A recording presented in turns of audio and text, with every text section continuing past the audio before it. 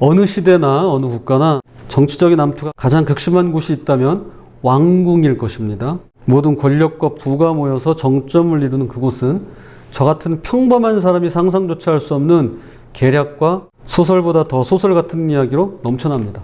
성경 에스더서의 배경이 이곳 궁궐이고, 아니나 다를까 이 책은 정치적인 권모술수로 가득 차 있습니다.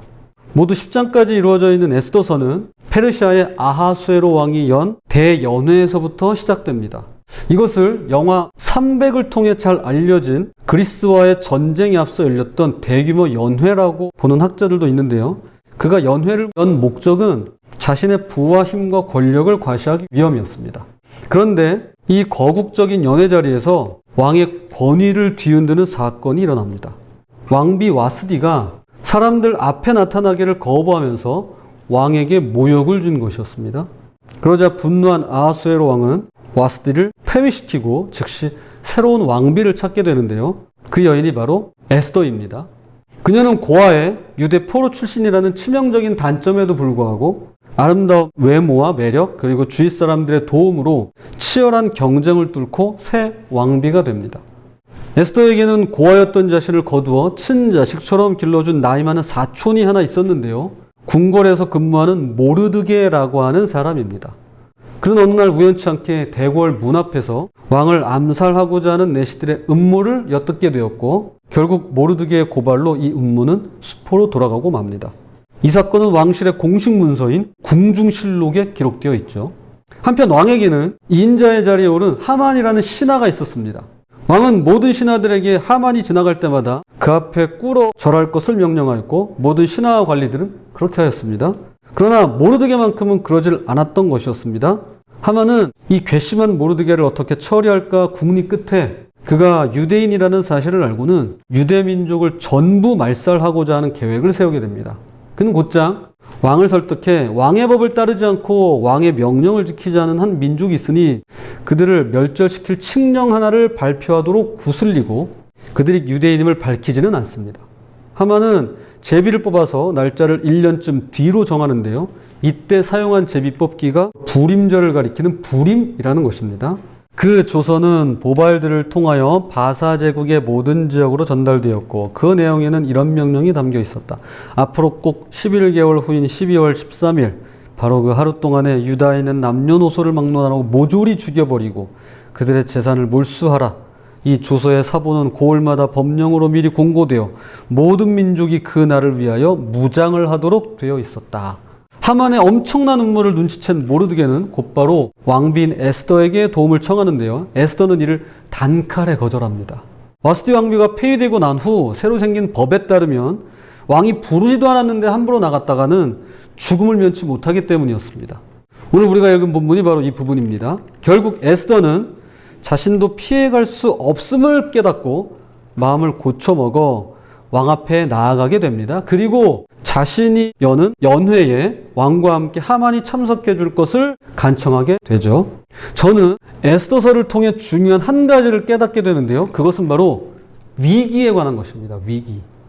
독일의 사회학자 울리히 백이라고 하는 분이 현대사회의 특성을 위기에서 찾습니다.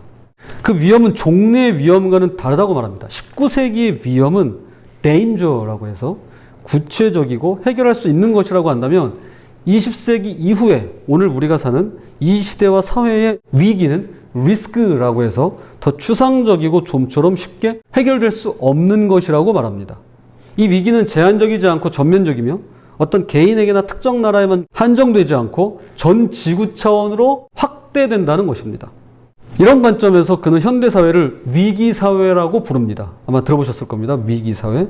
1986년에 쓰여진 책이니까 참으로 대단한 통찰력이죠. 이 위기사회의 모습이 에스더서에 고스란히 나타납니다.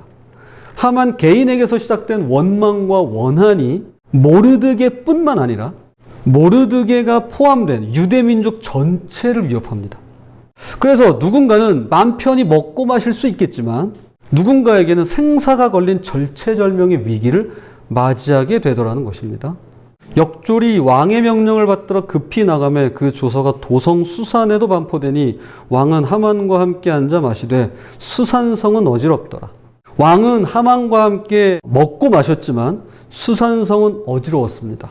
성경은 수산성의 소식을 어지럽다는 말로 전하고 있지만 페르시아 전역에 걸쳐서 이 소식을 접한 유대인들은 그야말로 대학살의 위기에 처한 것입니다.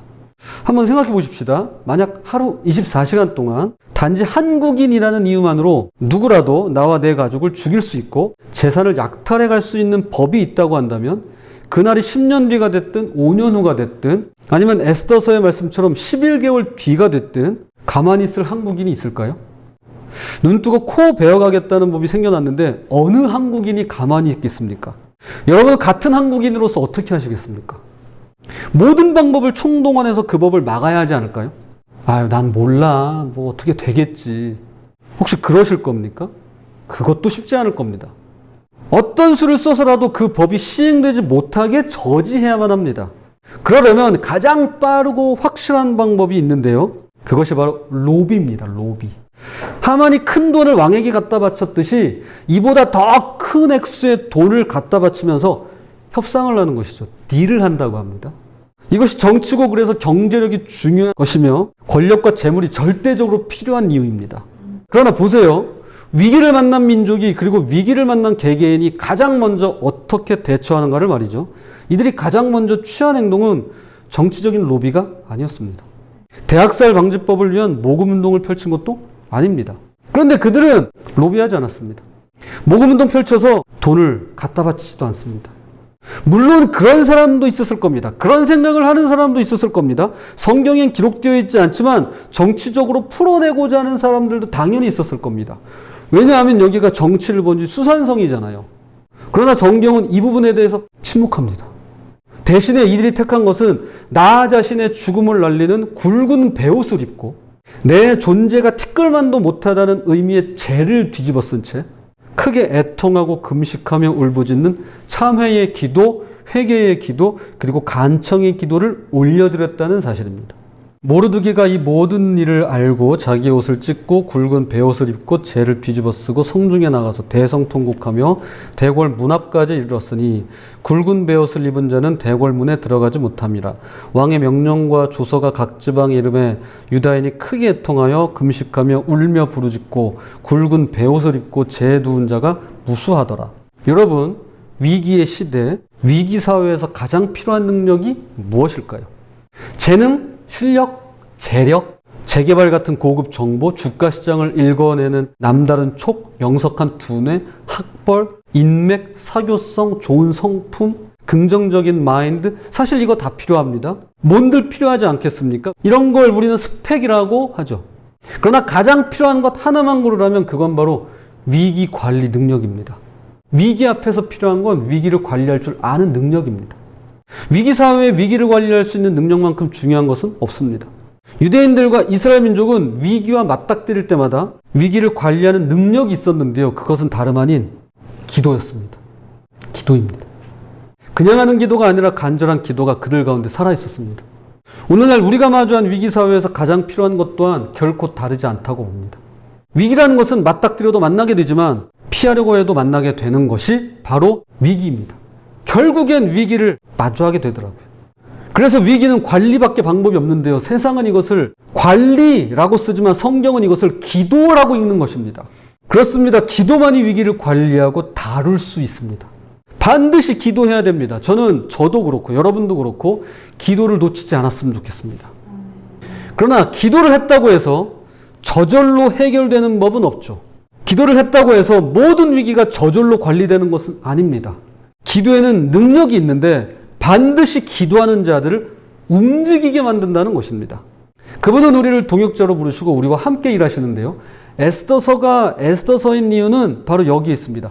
기도하는 자들은 모두 다 움직이는 자들이었습니다. 기도하지 않았다면 잘못 움직이고 돌이킬 수 없는 실수를 저질렀을 테지만 기도했기 때문에 그들의 움직임은 실수를 피할 수 있었고 바른 선택을 내릴 수 있었던 것입니다.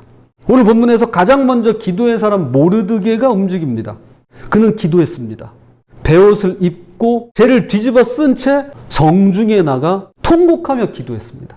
그는 베옷을 입고 있었기 때문에 왕비인 에스더를 직접 찾아갈 수가 없었습니다. 그래서 에스더가 보낸 하닥이라는 보좌관을 통해 지금 일어난 일과 앞으로 벌어지게 될 끔찍한 전말을 그녀에게 모두 알립니다. 하만이 유대인을 멸하기 위해서 왕에게 바친 정확한 돈의 액수와 유대민족을 학살하고자 내려진 조서의 원본을 그대로 에스더에게 전달하면서 그녀에게 가만히 있지만 말고 행동할 것을 촉구합니다. 그러나 에스더는 그러고 싶지만 그럴 수 없다는 이유를 대며 거절하죠. 왕의 신하들과 왕의 각 지방 백성이 다 알거니와 남녀를 막론하고 부름을 받지 아니하고 안뜰에 들어가서 왕에게 나가면 오직 죽이는 법이요 왕이 그자에게 금규를 내밀어야 살 것이라. 이제 내가 부름을 입어 왕에게 나가지 못한 지가 이미 30일이라 하라 하니라. 왕의 부름 없이 안뜰에 나가서 왕 앞에 나갔다간 사형당한다는 것이었습니다. 죽은 목숨인 거예요. 그리고 왕의 얼굴을 못 본 지 벌써 30일, 한 달이나 지났다는 것이었습니다. 이게 나갈 수 없다는, 나는 행동할 수 없다고 하는 이유였습니다. 사실 우리도 그렇죠. 우리에게도 언제나 그럴싸한 이유가 있습니다. 그럴싸한 이유가 있습니다. 오죽하면 죽어서 무덤에 간 이들조차도 핑계를 댄다는 말이 있을까요? 죽어서도 핑계를 댈 수 있습니다. 핑계는 얼마든지 있습니다. 변명은 누구나 할 수 있고요. 구실은 얼마든지 만들어낼 수 있으며 자기 합리화는 얼마든지 가능합니다. 그러나 바로 그때야말로 현실을 직시해야만 합니다. 그래야 거기서 빠져나올 수 있습니다. 그게 다 핑계고 변명이고 구실이고 자기 합리화라는 것을 본인 스스로가 깨달아 알도록 현실을 똑바로 봐야만 하는 것입니다. 모르드게는 지금 에스더가 자신이 직면한 현실을 정확히 볼 수 있도록 도와주고 있는데요. 그는 이렇게 말합니다. 모르드게가 그를 시켜 에스더에게 회답하되 너는 왕궁에 있으니 모든 유다인 중에 홀로 목숨을 건지리라 생각하지 말라. 한마디로 나는 괜찮을 거야 라는 환상에서 깨어나라는 것입니다. 나는 괜찮을 거야. 착각이라는 거예요. 여러분, 괜찮다고 생각하는 사람은 얼마든지 있을지 모르겠지만 실제로 괜찮을 수 있는 사람은 단 한 명도 없습니다. 우리는 한 사람도 예외 없이 저마다 지닌 문제가 있고 각각 풀어야 할 숙제가 있으며 각자의 아픔이 있고 본인만의 고충이 있으며 개개인의 슬픔이 있고 그 사람이 처해 있는 괴로운 현실이 있습니다. 우리 각자가 다 가지고 있는 것들이에요. 그러나 동시에 지구라는 행성에 함께 살아가는 공동체로서 여러분 지구에 살고 있잖아요. 저도 그래요. 우리가 발붙이는 땅이잖아요, 그게. 그리고 대한민국이라는 나라에 함께 사는 이웃으로서 공통의 문제가 있고 공통의 숙제가 있으며 공동체가 처해 있는 아픔과 슬픔, 괴로운 현실 등 공통 분모라는 것이 있습니다. 그 중에 대표적인 게 기후죠. 지구가 병들면 지구촌에서 살아가는 80억의 인구도 함께 아픈 법입니다. 대한민국이 병들면 5천만 국민들도 함께 아파하고 삶이 괴로워지는 법입니다. 나는 괜찮아. 그렇지 않습니다. 괜찮다고 생각은 할 수 있을지 몰라도 실제로 괜찮지는 않습니다.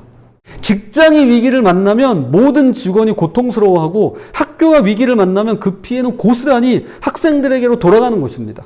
한국 교회가 병들면 성도가 병들고 가정이 문제를 만나면 온 가족이 아픈 법입니다. 그런데 어떻게 나만 괜찮을 거라고 생각할 수 있겠습니까? 그래서 모르드게는 아무 일 없이 궁궐에서 지낼 것처럼 언제라도 그렇게 살고자 하며 앞으로도 그렇게 살 거라고 굳게 믿고 있는 그 에스더를 향해 꿈 깨라고, 너도 예외일 순 없다고, 그렇게 살다간 결국 다 망한다고, 올바른 선택을 내려야 할 때가 있다면 그건 바로 지금이라고 지적하면서 그녀의 결단력 있는 행동을 다시 한번 촉구합니다. 그리고 이 말을 빠뜨리지 않습니다. 이때 내가 만일 잠잠하여 말이 없으면 유다인은 다른 데로 말미암아 노임과 구원을 얻으려니와 너와 네 아버지 집은 멸망하리라. 네가 왕후의 자리를 얻은 것이 이때를 위함이 아닌지 누가 알겠느냐 하니. 지금 모르드게에게는 구원에 대한 확고한 믿음과 분명한 신앙이 있습니다. 유대인과 유대민족은 반드시 구원을 얻으리라는 믿음입니다. 이것은 그동안의 유대 역사를 통해 증명되어 왔습니다. 이것은 에스더하고는 하등 상관이 없습니다. 제 아무리 왕비라 할지라도 구원은 그녀가 하는 게 아니거든요. 그러나 만약에 에스더가 유대인으로서 그리고 왕비의 자리에서 아무것도 하지 않는다면 그건 문제가 될 거라는 거예요. 그러므로 위기관리 능력은 기도와 더불어 책임감을 요구하는 것입니다. 책임감. 어른은 어떻게 어른이 되는 걸까요? 나이를 먹고 결혼을 하면 어른이 될까요? 아닙니다. 그건 성인이에요. 나이를 먹으면 성인이라고 하는 거예요. 어른은 어떻게 되는 걸까요? 어른은요, 사회적인 지위나 나이와는 전혀 관계없습니다. 그가 맡겨진 일에 책임을 다하느냐 아니냐를 통해 어른인지 아닌지를 가늠할 수가 있는 것입니다. 나라에 어른이 없다면 책임지는 지도자가 없기 때문입니다. 기독교계에 어른이 없다면 책임지는 목회자가 없기 때문입니다. 교회에 어른이 없다면 책임지는 성도가 없기 때문이고, 가정에 어른이 없으면 책임지는 가족이 없기 때문입니다. 학교에 어른이 없으면 책임지는 교사가 없기 때문이고, 직장에 어른이 없으면 책임지는 직원이 없기 때문입니다. 아빠로서 책임을 다하고, 남편으로서 책임을 다하고, 부모로서 책임을 다하고, 자녀로서 책임을 다하고, 가장으로서 책임을 다하고, 사장으로서 책임을 다하고, 직원으로서 책임을 다하고, 학생으로서 책임을 다하고, 목사로서 책임을 다하고, 성도로서 책임을 다하고, 그리스도인으로서 책임을 다한다면 그는 아무리 어려도 어른인 것입니다. 어른이 될 수 있는 것입니다. 이것이 어른다운 어른이요. 어른은 언제나 자신의 책임을 다합니다. 책임감, 이것은 기도와 더불어 위기를 다루는 능력입니다. 이제 말씀의 결론을 맺겠습니다. 혹시 눈치채신 분들이 계실 겁니다. 에스더서에는 하나님이라는 단어가 한 번도 나오지 않습니다. 저는 오늘 하나님이라는 단어를 한 번도 쓰지 않았습니다. 예수님, 성령님, 주님이라는 표현을 사용하지 않았습니다. 놀랍게도 이게 에스더서에서 똑같이 일어나고 있는 일입니다. 에스더서에는 여호와, 하나님, 주님이란 말이 단 한 차례도 나오지 않습니다. 예수님, 성령님 말할 것도 없겠죠. 실제로 우리가 맞닥뜨린 진정한 위기란, 물론 사회가 위기일 수도 있습니다. 우리의 환경이, 우리가 처해 있는 이 상황이 위기일 수 있을 겁니다. 그러나 진정으로 맞닥뜨린 위기란 눈에 보이지 않는 하나님을 볼 수 없는 것이 아니라 세상 가운데 바쁜 내 일상에 함몰된 채 정신없이 살아가면서 살아계신 하나님을 의지하지도 의식하지도 그분의 이름을 언급하지도 부르지도 않는 것이야말로 가장 큰 위기라고 저는 보는 것입니다. 부디 어떤 위기 앞에서든지 하나님을 찾고 구하는 간절한 기도를 올려드리며 맡겨진 소임의 책임을 다하는 저와 여러분이 되시기를 주님의 이름으로 부탁을 드립니다.